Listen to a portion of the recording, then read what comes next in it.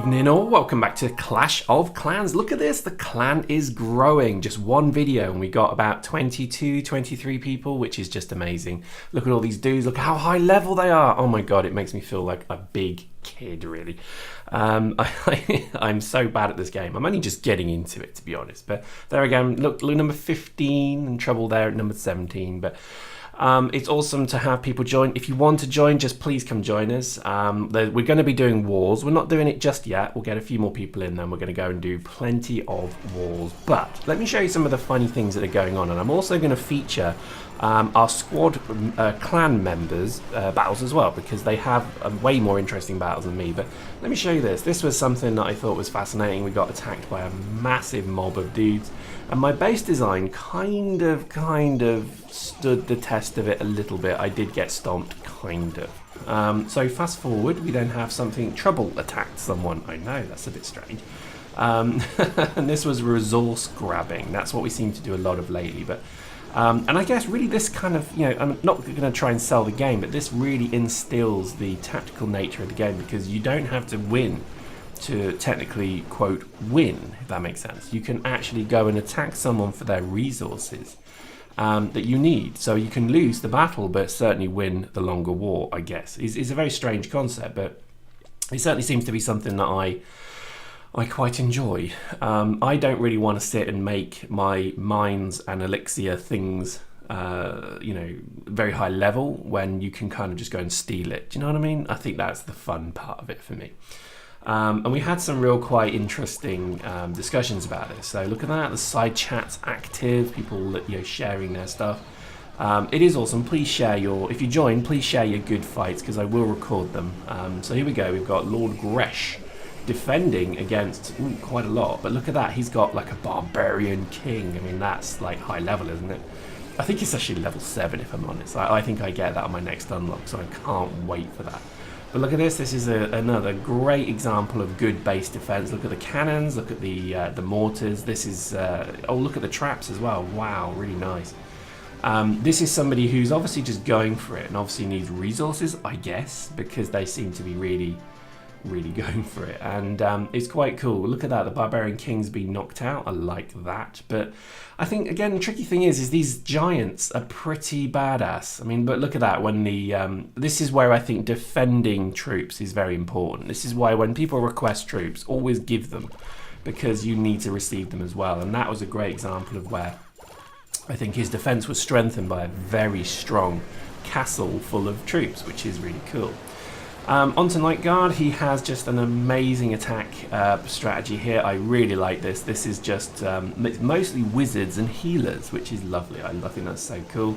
I do like also the archers. I think the archers really do a good job. They seem to be, I quite like them. I think I prefer them over barbarians, to be honest, as well. But look at the tactics being used here. This is fantastic. You know, very strong wizards, brilliant healing. This is real Dust 514 Logi chaining dudes. It really is.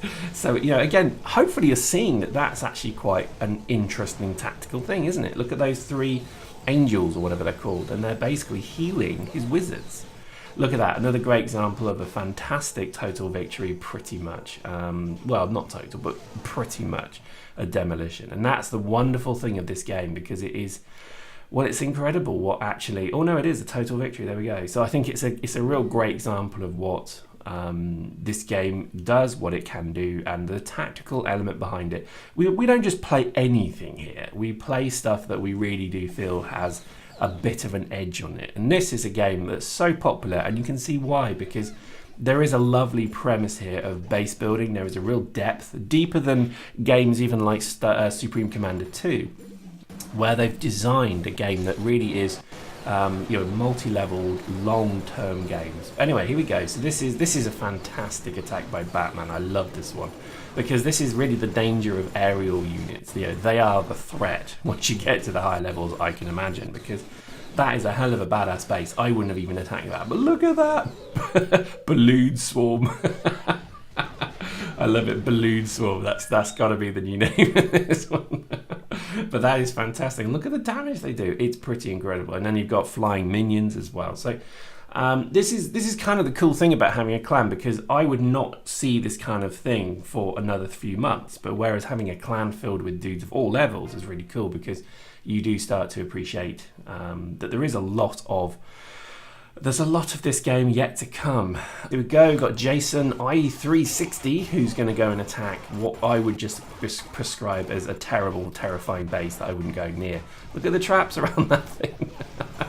Oh my god. But this is again the wonder of the game. This game is something special, and I think if you're not playing it, or if you like the look of it but you think it's a bit kind of restrictive, it's not. It is a multi-level game that obviously goes into a huge amount of depth. So it's like Terraria. If you've ever played Terraria, you start on a very low level with no ability to do much. And then it just keeps going down and down and down, or higher rather, into higher levels and higher capability. It's almost unbelievable what that game leads you into, to the point where you're almost a god at the end of it. And I think this is exactly the same way. You just progress through many levels. So I think I do see a synergy between Terraria and this quite a lot. It's also a game that you can play right now, so it doesn't matter if there are people who've been playing it from the word go. You'll never meet them. You'll just fight your own level. And that's one of the wonderful things. So it's a very open and enabling game. So I think that's quite cool. I think that's needed in a way for this kind of game. And I think really just, games like this are here to stay. Mobile gaming is the future. I do believe that. I absolutely 100% believe that. Because eventually tablets will just be so powerful. There won't be any need for a desktop PC or even a laptop. It would just be a tablet, and that'll be what you game upon. Virtual reality and all that stuff is obviously something that's going to become a big mainstay of this kind of thing. So I honestly would say the innovation in the industry at the moment is in mobile games, because that's where the money is. That is certainly where the money is, because you can literally create a game for nothing and make a lot of money from it. So there we go. Hope you enjoyed that. Join us next time as we'll go to war.